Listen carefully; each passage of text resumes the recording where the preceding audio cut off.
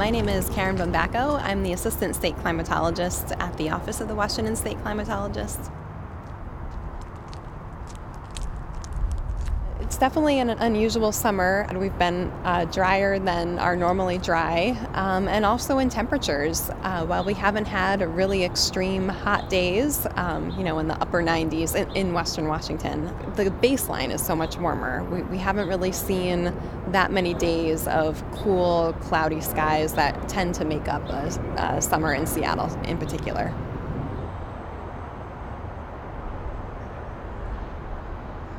We had a really great snowpack this year. In the beginning of April, we had normal to above normal snow throughout Washington state, and that's really important for our water supply later in the spring and summer.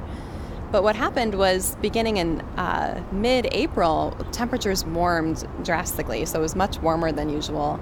So that snowpack melted very rapidly, much faster than usual. The snowpack is really important for our water supply, and even though it melted early and fast this year, in the places where there's reservoirs to hold that water, like in Yakima, they were able to store that and release it slowly to be used now, so they still are getting their water supply.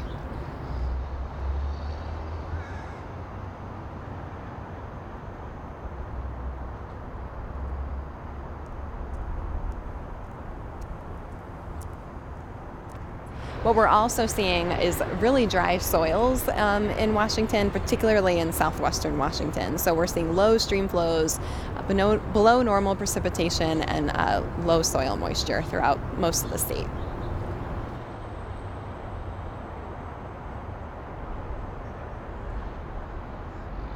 So there's lots of ways to define drought. In the scientific community, we actually like to call them flavors of drought. There's a meteorological drought, for example, which I think is what most people think of when they hear the word drought, which means less precipitation than usual.